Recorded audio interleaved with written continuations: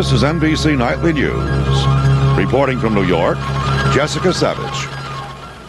Good evening. Tonight, Israel is staging a massive air, land, and sea bombardment of Palestinian positions in southern Lebanon. Israeli tanks are rolling into Lebanon. Israeli army reserves are being called up. This is the worst breakdown yet in the 10-month-old border ceasefire. Palestinian forces are firing rockets into Israel. The death toll in Lebanon tonight, uncertain. It may run into the hundreds. Here's our correspondent, Steve Mallory, in Beirut. Israeli warplanes streaked across Lebanon. They bombed and rocketed target after target, hour after hour. While warplanes bombed and strafed, Israeli and Palestinian gunners dueled across the Lebanese-Israeli border. The Israeli jets struck at will. Some bombs hit Palestinian strongholds, refugee camps, villages, and many Lebanese and Palestinian civilians. In Doha, south of Beirut, Israeli bombs cut a major coastal highway. Several cars were hit. A school bus. 15 died in the bus. Tractors helped dig bodies from the debris around the bomb craters. Bystanders asked why. No military positions here. The scope and intensity of the raids were so extensive that the number of casualties is still unknown. The Israeli planes continued their raids until late in the afternoon. Palestinian guerrillas remain at their battle stations, expecting more and bigger strikes. Steve Mallory, NBC News, Beirut. Palestine Liberation Organization reports its guerrillas in Lebanon have fired heavy artillery and rockets at 22 Israeli settlements and in villages. NBC correspondent Vic Aiken spent the night in Kiryat Shimona, where many of those rockets hit. Here's his report. It's censored by the Israeli military. The Palestinian rocket attacks resumed before dawn today, and the town of Kiryat Shimona suffered the worst. Fields were set ablaze, and a house was burnt out. The town's only hotel was severely damaged. A car at the front of the hotel took a direct hit. The explosion wrecked 6 other cars in the front of the building. One rocket slammed through the rear wall of the hotel, penetrating 2 floors to the conference room. But with all the flying glass and metal, no one in the hotel was injured. People were wounded in nearby towns, however. These people were brought into the medical center in Kiryat Shimona after their house was hit. And in Nahariya on the coast, a rocket smashed into a house and caused cooking gas cylinders to explode. A number of people were injured in the incident. The Israeli government's immediate response to the Palestinian attacks was to send in the Air Force. Israeli fighter bombers swooped across the border and hammered Palestinian targets, including Beaufort Castle. The 12th century Crusader fortress has been a Palestinian stronghold for many years. The air attack you have just seen is the only sequence of pictures of Israel's military activity on the border that the Israeli military censor will allow us to show you. It is forbidden for us to show you pictures of Israeli ground forces or any of their activities in the border area. Tonight, after the Sabbath ended, Defense Minister Sharon, the Chief of Staff, and other government officials met with Prime Minister Begin at his home in Jerusalem. It's believed they decided what Israel will do next. Vic Aiken, NBC News, with the censored report from northern Israel. As you heard correspondent Aiken say there, his report was heavily censored by the Israelis, and half of the pictures he wanted to send out were cut out. The UN Security Council meeting in emergency session passed a unanimous resolution today calling on Israel and the PLO to obey a ceasefire as of midnight tonight Eastern Time. Meanwhile, Secretary of State Alexander Haig in France for the Economic Summit said the U.S.-engineered Lebanese ceasefire is dead. Diplomatic correspondent Marvin Kalb reports from Paris. American officials think the ceasefire between Israel and Lebanon is shattered, and it may only be a matter of time before Israeli troops cross the border in an effort to make good on their threat to wipe out all Palestinian bases in Lebanon, a move that could quickly escalate into a general Middle East war. Secretary of State Haig has been orchestrating a broad-gauged American effort to head off a bigger war, sending diplomatic messages to all of the parties urging restraint but not really expecting much. At a news conference, he described the situation there as very serious, and then later stopped to amplify his point. Are you, in fact, in touch with the various governments in the area urging restraint? Oh, Lord, yes.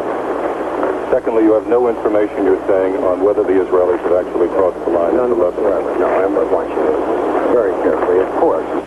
Haig has summoned Presidential Envoy Philip Habib to a set of urgent meetings here tomorrow before Habib returns to the Middle East.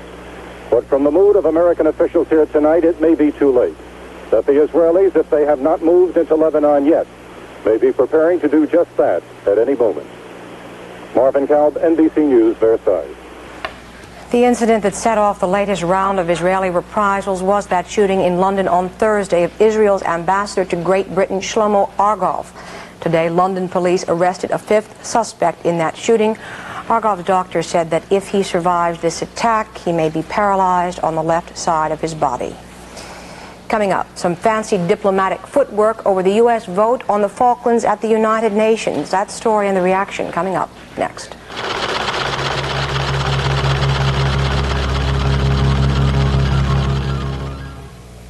The day begins, so does the magic. Lights turn off automatically. You're in control. Managing information. Managing productivity. Managing energy. Managing costs. Managing change. And that's just some of the ways a Bell Business System can help you manage better. Want to see him again? Call your Bell System account executive. The knowledge business. Mrs. Johnson, when you need an antacid, watch your salt. The Surgeon General's report says Americans get too much salt. So reach for Riopan Plus, the low-sodium antacid for fast relief. In laboratory tests, Riopan Plus worked in seconds, 4 times faster than the 2 leading liquids, and kept on working to neutralize excess acid. So reach for Riopan Plus, the low-sodium antacid for fast relief. Riopan Plus. Well, the president's staff in Paris today worked at some serious diplomatic patchwork in the Falklands flap at the United Nations.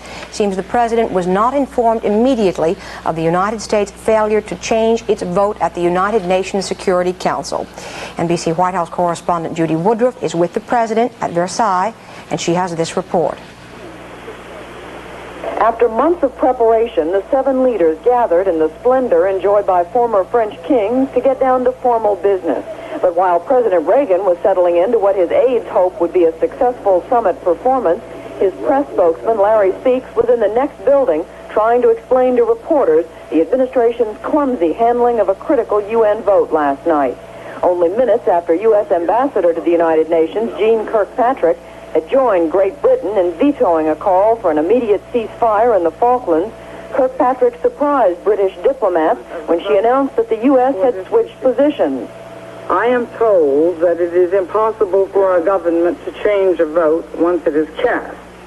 But I have been requested by my government to record the fact that were it possible to change our vote, we should like to change it from a veto, a no, that is, to an abstention. The British said they were dismayed, and the president, who wasn't awakened and who didn't even learn of the decision until breakfast, was seated next to Prime Minister Thatcher at lunch when he was asked to explain how the vote switch would not have meant any lessening of support for the British. That the veto stand would abstain, would have done the same thing. It would not have been voting for the measure. It was left to Secretary of State Haig, however, who made the veto decision to try to play down its significance. Like sometimes you put a buy order in and you find out the price has changed between then and the time. That's what we're dealing with 2,000 miles away. Haig said the resolution had been modified to be slightly more acceptable to the U.S., but that his involvement in the summit had delayed his letting the UN delegation know in time. Even so, it is Haig who is held responsible by White House aides for what they consider an unnecessary embarrassment to the president at a time they hope he would win the respect, if not the support, of his fellow heads of state. Judy Woodruff, NBC News, with the president at Versailles. There was little action reported in the Falkland Islands today as the British ground commander said he was in no hurry for an assault on the Argentine forces holding the capital, Stanley. But in London, more detailed reports of earlier battles were coming in. Here's Robert Hager. In the midst of a spring heat wave in London, word here is that weather in the Falklands is improving too. Several days of fog starting to lift now. But the British commander there, Major General Jeremy Moore, told reporters he won't rush the assault on Port Stanley. He wants his forces good and ready. He did say the Argentines have now been squeezed into a little corner around the town, and reporters at the front are puzzled. Jeremy Hands. Having seen the British forces now in position, the equipment at their disposal, and the apparent hopelessness of the enemy position, I and many others cannot understand why the Argentines are still determined to make a fight of it. A great amount of artillery now encircles Port Stanley. Robert Fox.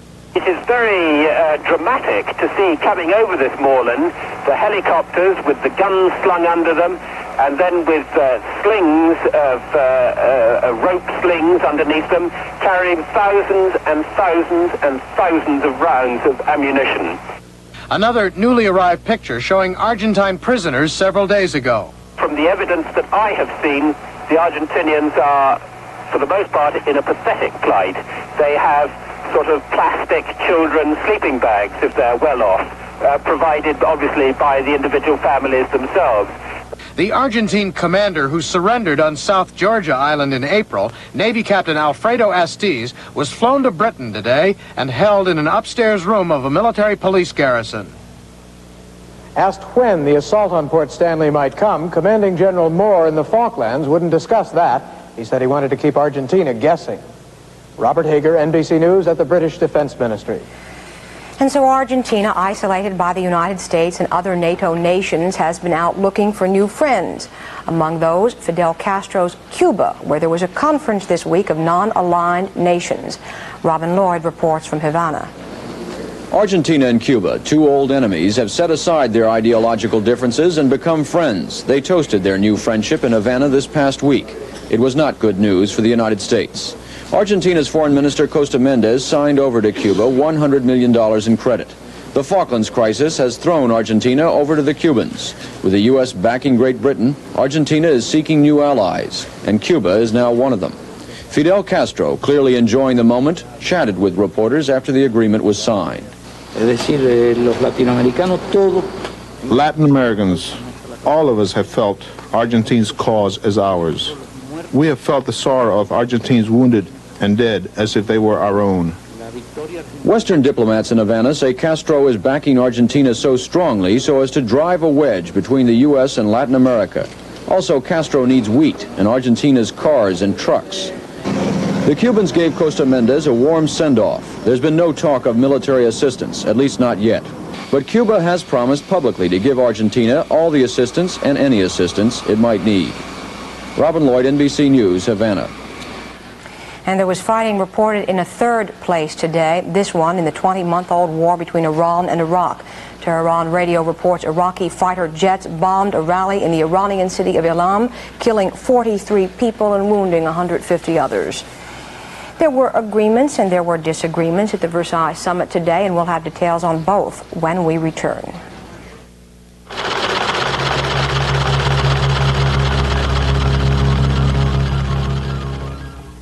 When Seiko in Tokyo sends executives overseas, they're given Citicorp traveler's checks. Try on? Because who knows where they might end up. 10 gallon.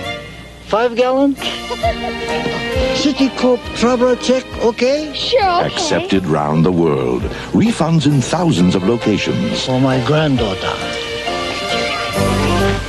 Howdy, partner. Because you never know where you might end up. Citicorp traveler's checks. Hello. I was a dedicated blade shaver till my wife bought me this Remington microscreen shaver because it would shave as close as a blade or your money back. The first microscreen is so thin it shaves incredibly close. The second even closer. And Remington's American made. It costs less. Norelco's imported. It costs much more. I was so impressed, I bought the company. The Remington microscreen shaves as close as a blade or I'll give you your money back. And the Lady Remington, the perfect gift. Also with a money-back guarantee. KitchenAid believes in the quality of this KD20 dishwasher so much they're making you this offer. If you can find another dishwasher with all the features found in KitchenAid, they'll buy it for you. If you find any other dishwasher with a high-pressure multi-level wash system, built-in soft food disposer, durable porcelain, and steel construction, and all these other quality features, KitchenAid will buy it for you. So look for this checklist at your appliance dealer and compare. But don't settle for less. Leaders at the Western Economic Summit today agreed to disagree on issues ranging from technological restraints to high interest rates. Economics correspondent Irving R. Levine has details from Versailles. The leaders came to the conference smiling, but despite the handshakes and cordiality, President Reagan's economic views were quickly at sword's point with other leaders. First off, a proposal by Francis Mitterrand for cooperation on ways to ensure that robots and other technology don't create widespread unemployment. President Reagan agreed to a study, but insisted that private enterprise, not government, solve the problem. As recounted by Secretary Reagan, the president recalled earlier groundless fears. When the dial telephone first came in, it was thought that all of the female telephone operators would be thrown out of work. When the other leaders complained about high U.S. interest rates, which have spread to banks in other countries, causing recession, the president said that rates would soon decline. The general reaction expressed by Mitterrand at a news conference. I'm not, a general starry-eyed optimist. At lunch, President Reagan again was isolated, now on trade with Russia. Ships like this carry products purchased by Russia on low-interest credits granted by West European leaders as a way of providing jobs for their workers. President Reagan wants such credits stopped because they strengthen Russia militarily. There should be normal trade flows between Western European countries and the Soviet Union. The other leaders urged President Reagan to intervene in fluctuating money markets to prevent the dollar from depressing other currencies. Francis Mitterrand said President Reagan seemed to abandon his policy of letting the free market set the dollar's value. But had the American position really changed? No, far from it. Although the leaders expressed their views in the polite terms that characterize economic summits, it's clear that the disagreements between the American president and the other leaders on key issues is more intense than at any previous summit. Irving R. Levine, NBC News at Versailles. One of the possible side benefits of foreign travel for a president is that it can draw attention away from unemployment and other domestic problems. Not, however, in cities hardest hit, cities like Saginaw, Michigan. Saginaw, mid-1982. There are the workers, 80%, and the unemployed, 20%. Back in 1980, union workers made up an important part of Ronald Reagan's majority. Now, a set of political contrasts are emerging between those who have jobs and those who don't. These General Motors workers are part of the majority of the population, benefiting from higher wages and lower inflation. At lunch break, union electricians talk of politics and are inclined to give President Reagan's policies more time. No one man is going to change the mess that he got into. I mean, when he took over, the country was in a mess, let's face it. It just didn't happen during the previous term or any part of his term. This has been snowballing for years. And it's going to take more than one term of any man, and he's got to have the cooperation, like you say, of Congress and everybody behind him. He can't do it himself. No way. Don't you think, John, everybody will give him the balance of the year? Yeah. They'll give him this year. There's some better change this year. Oh, yeah. This is it. This is it. These people have lost their jobs and are getting unemployment benefits. Many of them have little hope of returning to work anytime soon. The thousands who have felt extreme financial pressure and social upset are understandably less patient and have started to place the blame directly on the president. I have not too many unemployment checks left. It's going to be welfare pretty quick. And I hate to see it because they won't give me enough to live on account of because of the Reagan cuts in the welfare program. I hope I don't have to go on. I hope I go back to work before that, but I doubt it. I can't believe that we have to create a monstrous war machine at the cost, at the human cost. I just can't believe it, at the human cost of the people that are suffering. I think that we as a country owe it to one another as a person to make sure that there's a certain level, a certain quality of life that we indeed have coming. And that's the part. He seems so inflexible and cold in that area. NBC News will take a further look at presidential promises made to the people of Saginaw and elsewhere during the 1980 campaign. John Chancellor and Theodore White present a one-hour special called America in Search of Itself, tonight at 10 o'clock Eastern, 9 Central Time. And coming up, a warning about some canned tuna after this.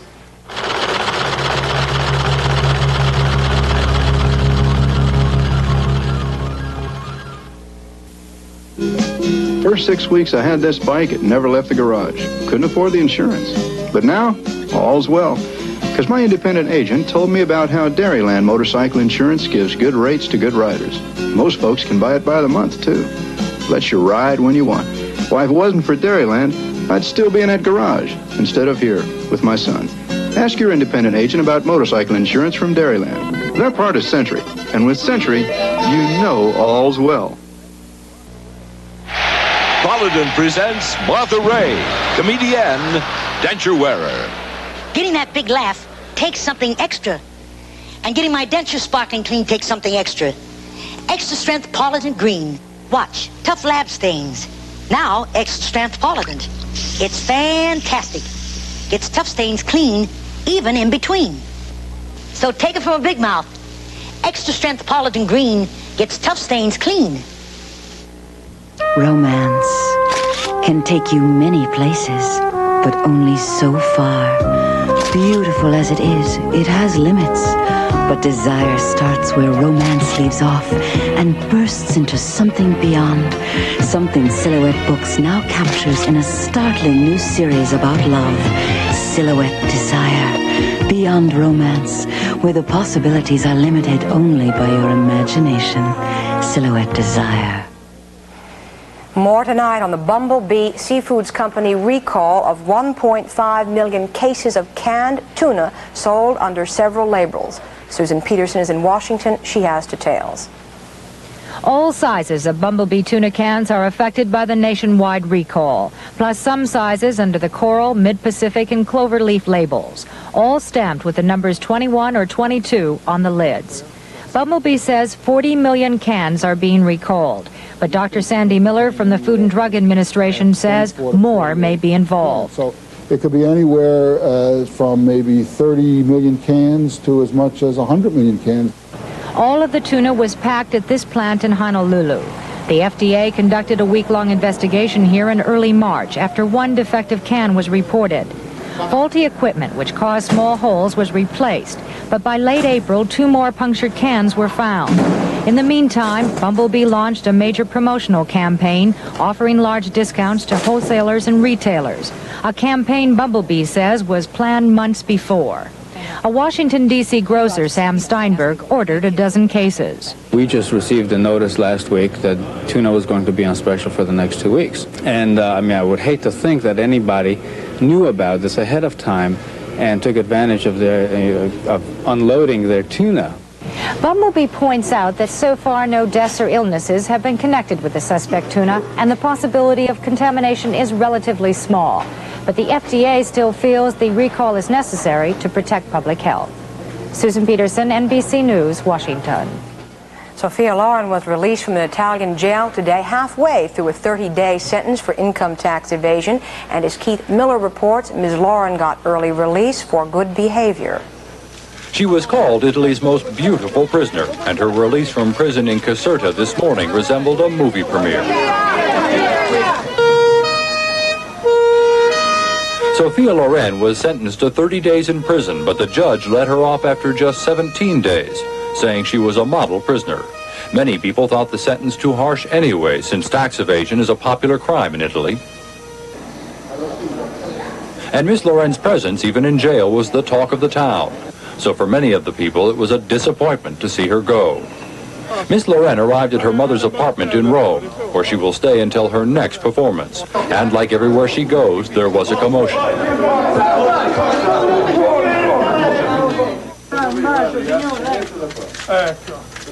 Miss Loren said being a prisoner is one role she would rather forget despite all the publicity. Very sad and shocking and traumatic experience. Very sad to become a hero when you are innocent and you go to prison. But anyway, that's life. If her next film receives as much attention as her imprisonment, Miss Loren just may have a hit. Keith Miller, NBC News, Rome. Art for the First Lady's sake. Nancy Reagan's French art tour next.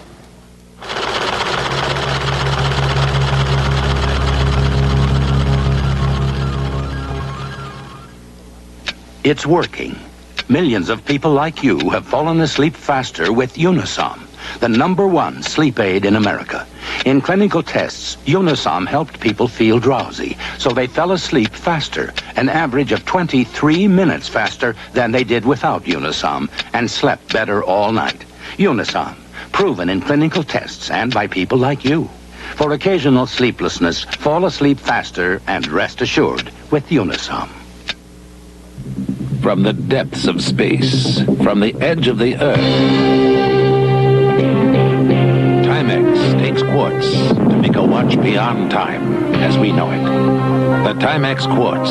Quartz for every man. Handsome in the newest ways. So accurate you may have to reset it only once this year. Thin, sleek, elegant. The Timex Quartz. Built and priced in the Timex tradition. Timex. We make technology beautiful. Inside this box is one color that does more for your pet than any flea and tick color Hearts ever made. The Hearts 2-in-1 Plus Nighttime Safety Reflecting Color. The first flea and tick killing color that reflects headlights from oncoming cars up to 400 feet away. That's longer than a football field. Nighttime safety plus 5 months of flea and tick protection in one Hearts color. The Hearts 2-in-1 Plus Nighttime Safety Reflecting Color. Now the famous Hearts flea and tick killer can be a lifesaver too. And finally tonight, while the heads of state were holed up there in Versailles poring over the economic ills of the Western world, First Lady Nancy Reagan was treated to an afternoon of color and flowers and sunshine in Giverny. That's a village 50 miles from Paris, and this is no ordinary place. It's where Impressionist painter Claude Monet had lily ponds built and gardens planted in the last century so that he could paint them. The gardens were restored recently, mostly with American money. It's so peaceful, and I feel as if I'm taken back into history.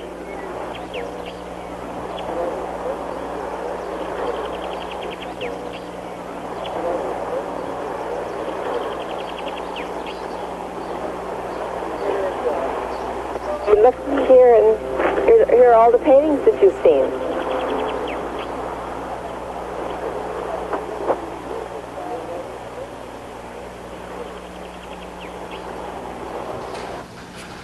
Lovely look. That's our report tonight. NBC News will present a report on the Versailles Summit and the Falkland Islands flap tomorrow at 12 noon, 11 a.m. Central Time. I'm Jessica Savage from New York. Until tomorrow evening, thank you, and a good night from all of us at NBC News.